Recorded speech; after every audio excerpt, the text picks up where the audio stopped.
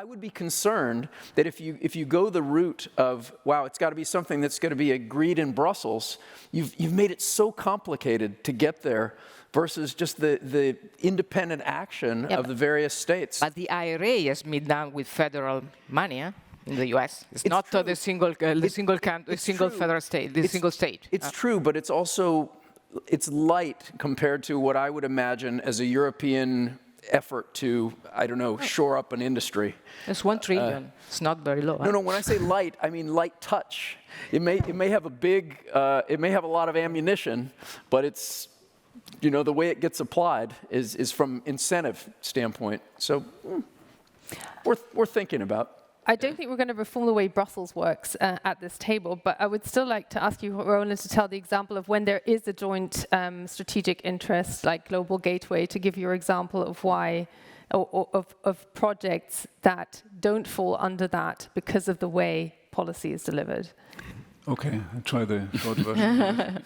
No, what we are talking about is actually this huge Egypt project, which actually the government, our government and Siemens pulled it together with the collaboration, obviously, with our customer or the Egyptian government.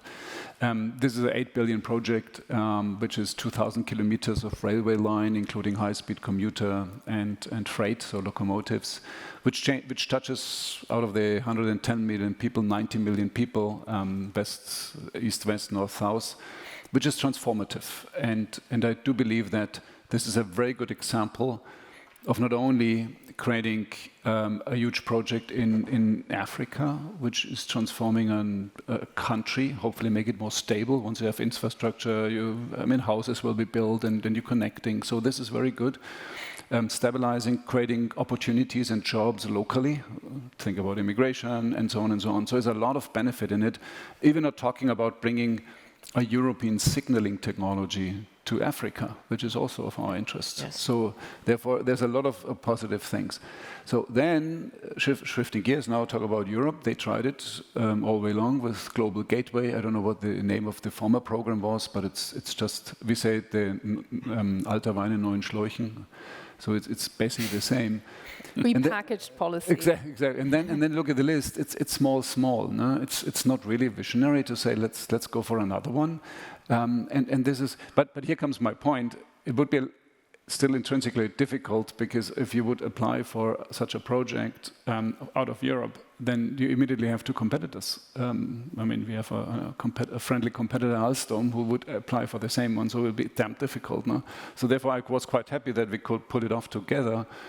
But still, we need an answer to do that because these are the kind of projects which we need in order to make really a difference also to the southern hemisphere and really where we can also make a difference in terms of how they develop without using the same amount of resources which the northern country are using in order to grow. And this, of course, against the backdrop of the failed merger, which didn't go through because of Brussels. So I'm just wondering, Hendrik, are we talking about very old problems here that are facing a new fragmentation in the world, or how, from a distance now, has this changed? No, it does. It did change, and everything is changing all the time. I just want to connect our discussion a little bit back to the question of multipolarity. We were talking about incentives and investments, and we do it one way in Europe. You do it very differently in the United States. And it leads to very different issues in those countries. And by the way, besides the competitiveness issue, which obviously you are concerned about in the long run is important, the supply side, there's also the social dimension to that. So when you're talking about introducing, for example, carbon pricing in Europe, and we are doing this in Germany, and it's not a good time right now, the prices are high anyways, you have the competitiveness issues, but you also have the social issue, because people have to pay for higher price for energy. And both of those you have to solve. And you can also explain, by the way, some of the US, because whenever you give subsidy, you don't hurt the people. And they are the voters, and therefore it might be a very smart way to spend taxpayers' money. And as long as you can borrow the money from the market, and you're having a big debt in the United States, but you have the dollar, that makes sense from your point of view. Europe is in a very different situation. On top of it, we're not one country. But the point of multipolarity is we always had those problems before, but when you now also on top of it put all the geopolitical tension and the zero-sum thinking rather than the cake is growing thinking, which is not the innovation, but the zero-sum thinking, dependencies, and then the danger of fragmenting that is even higher. So I think even if you have a multipolar world, which I think the Chancellor is right, and then we have it, we need to make sure that these policies make sure there's a level playing field and that we are working well together on some of these economic. So putting the two things together, having a fragmentation in the approach, which is also what Tim Höttges was talking about very correctly and also emotionally almost, right? And then on top of it, you have the geopolitical multipolar world. It sort of gets even worse. And therefore, given that we cannot change the geopolitics, perhaps let's not overdo it. Let's be pragmatic. Let's keep working together. Let's dialogue, not us, but the politicians, right? But let's also make sure on the economic policies we don't fall into the zero-sum game, but we have a sort of harmonized level playing field approach, at least within the West. And last point, the climate club of Olaf Scholz, which he's been pushing, is exactly that kind of thing. He says, look, let's have those countries think about a CO2 price, have a level playing field within it. And that kind of thinking is, I think, so the answer would be, I think what Olaf Scholz says, we are in a multipolar world, but let's at least within that work together well. I just want to have a quick check whether we have a question or a student asking a question at this very moment in time. It doesn't look like that, but I really would like to encourage you because no question. we have all the ingredients here actually to come out with a policy paper at the end. Yes, the gentleman there. Now we have a question. Yes, now Noah we have Barkin. a question. No, it's Noah, not Noah please. Barkin. You would have to go over to the speaker's corner, please. We should have known. Noah Barkin from Rhodium Group. He has to work to get this question. Thank you. Noah Barkin from Rhodium Group and the German Marshall Fund. I wanted to push back gently against this multipolar world idea that we've been hearing a lot lately, also from Chancellor Scholz yesterday. I guess the question is, from my point of view, that we have two big geopolitical heavyweights in the world at the moment. It's the United States and China. One can envision a world where India, Brazil, other countries develop and the world becomes more multipolar. But at the moment, is it fair to say that we have a multipolar world? Or are there two poles in the world and we're moving in the direction of multipolar? Thank you. Actually, I would like each of you to say it's pretty much a yes or no question. What your take is on that? I don't believe it's a yes or no, because size-wise, economy-wise, it's a yes. I mean, and if you ask me, when I make my strategy, if I get it wrong in either of these two countries, I can forget about the rest. It's very easy. So this is, from that perspective, you're completely right. If you talk about dependencies and the leverage we have in dependencies, it's not. I mean, think about it. There will be no, coming back to the semiconductors, there will be no semiconductor built without collaboration of Europe, European companies, Netherlands, Germany, Japan, United States. Therefore, there's a dependency and there's a leverage behind that. So size matters, but not only. At the end of the day, I would say it is a multipolar world, but in the real definition of saying it's not only the weight of dependencies, but also of economic weight. From that perspective, you're right. And there's a reason when I'm coming back and saying it would be great to have the third 800-pound gorilla in the room, which is 450 million people, which is Europe, would be one market where we don't measure ourselves according to what is my market share in all of these 27, and if it's too big, then I cut you down or don't allow you to merge or buy companies. This is not going to happen in others. So there's a reason why startups, if they choose, where would they go? they go either to China if it's maybe less on data or if they're more embedded there, or they go to the United States because it's much easier and faster to scale its one market. Yeah, if I may, yeah, I totally agree with him. I think, of course, the big thing is US and China, but also we have to consider the other part, and of course we need a stronger Europe. But let me say one thing on US-China. I think there has been a lot of debate here in these days. I think, of course, as Mr. Cole said, if we go to a strong confrontation, we are already not far from there, but probably we still can do something. This is detrimental for all. And probably here, I think also the voice of business could, sometimes we are not heard from our politician, but I think we all say here that a stronger confrontation between US and China is detrimental. It doesn't make a lot of sense. So, of course, there are things that are not working, and there are things that we don't like that China is doing. But I think we should try to say to our, government and politicians, there is a confrontation. We know we are competitors. In some things, we are also, strong competitors. But let's try to take it to stay in a situation where we don't go too far, because if we go too far in this confrontation, I think at the end, it is detrimental for all of us. This is my point. Okay. Yeah. Just so my answer, Noah, that's a great question. If you look at economics and military, you got the two big elephants.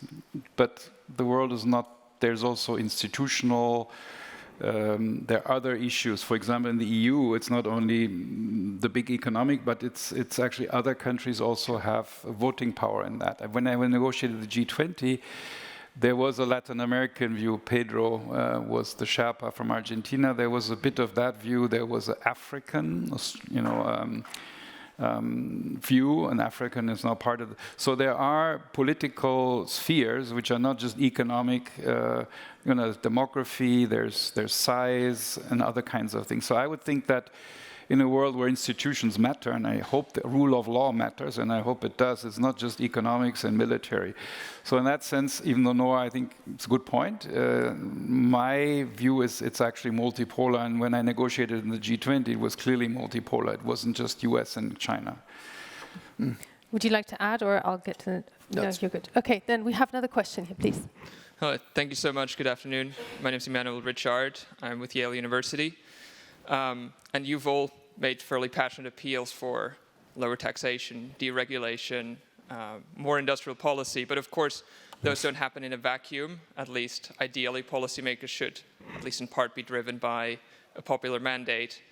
And where do you see the responsibility, maybe also of business leaders, to communicate those priorities or to communicate those ideas to a public that is skeptical, oftentimes, of industrial policy, of big spending?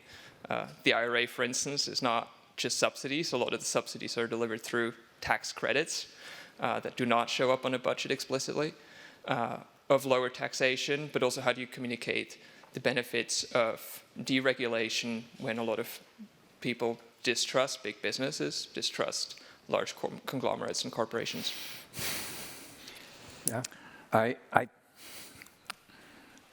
think we're moving into a new geopolitical era. We're also moving into an era where very different expectations are being placed on corporate leaders.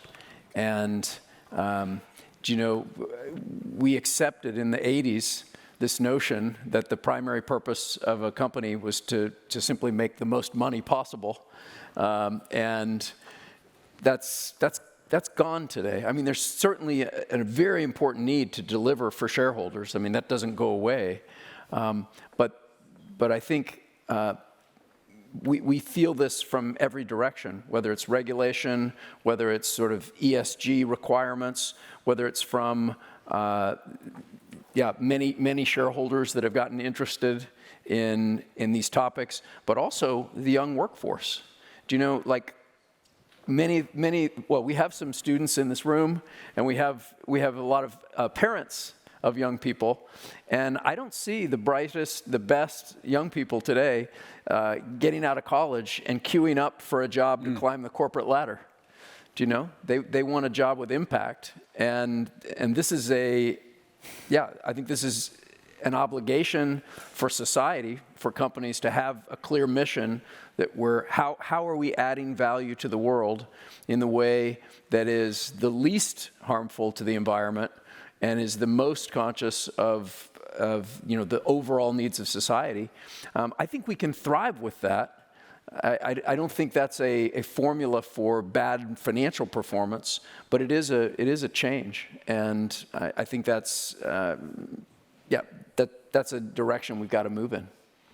If I may, well, thank you for the question, because I think it's important. Today we were asked to talk about, of course, what does it mean to have this multipolar world, how to to change to the risk. So of course we talk about that, but I think it's maybe we have to communicate better. But I think all of us as business, we are commit ourselves strongly. For example, on energy transition, we are doing much more than what has been done in the past, and we are very serious on that. It's not just we do that because we have to do it. It's because, as you said, we want also to have a good impact on the world. And as you said, I mean, these things on stakeholder is very important. We believe in that. So I think probably we need to communicate better, but we are doing this in a very strong way. We are committing for energy transition of all these things. What we want to say is that at the end, also politician has to.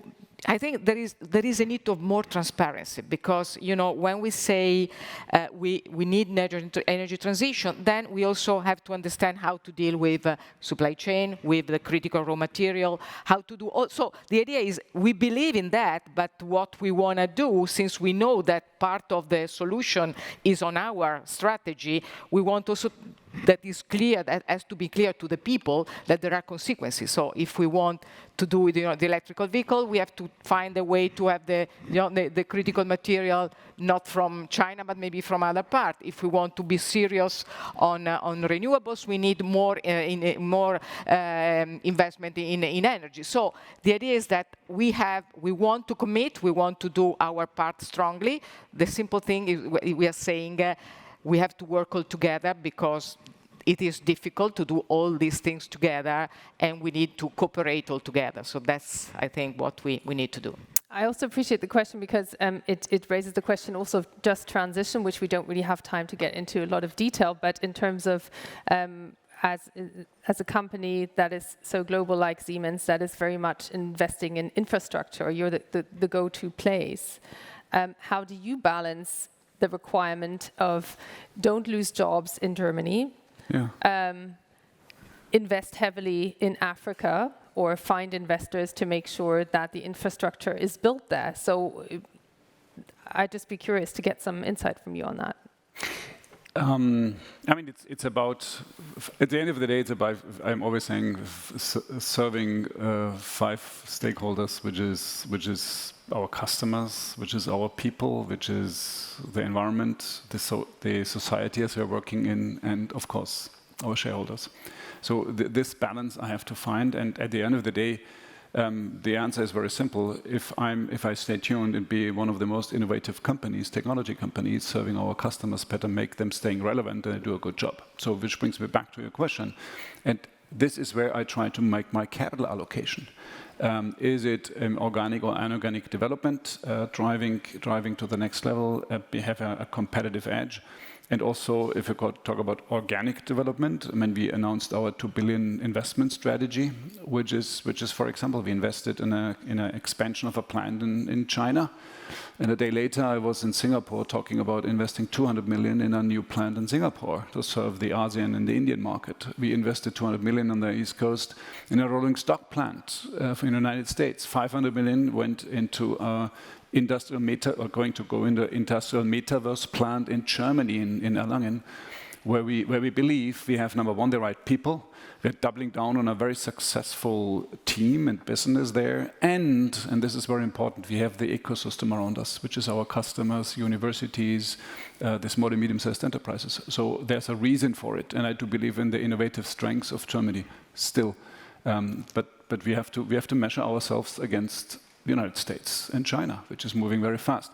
Where we did, and I come back to the question, where we did not communicate good enough was in Brussels, because in order to get proper and meaningful regulations, because, and now I have to say that, if you talk about let's just take the AI Act, the European AI Act, this is just overdoing and really limiting the way how we can innovate on new technologies. This is so sharp that it even applies for normal software, which doesn't have to do with AI. And it limits our opportunities to really innovate. So that's a topic. I blended in my complaint about regulations a little bit. As you recognize. We very much look forward to that. And with that, we also look forward to our next debate. I've been told that the German Trade Minister is already in the house. I would like to thank all of you. I think we certainly have a to-do list for future policymakers. As a former policymaker, are you happy to be back in the economist's role of advising and... No, I'm very happy. I just wanted to say the question, I think, was very good in terms of communicating, because I do think that the role of business, your points to the general society, also in this country, is not really done as much as you could be doing in terms of public communication. And it's a different panel, I think. But a lot of other interested people are very vocal and very active in public communication, sort of the business community is not, is my view. Right. But there are good reasons why you are not, but I think those are not good enough reasons, let's say. We should innovate. Thank you. So this is next year's panel. Then thank you very much, Hendrik, Emma, Roland, and Bill. And that's this for now, and off to the next debate. So we are off? Just have a, yes, Okay. you're off. Good, thank you.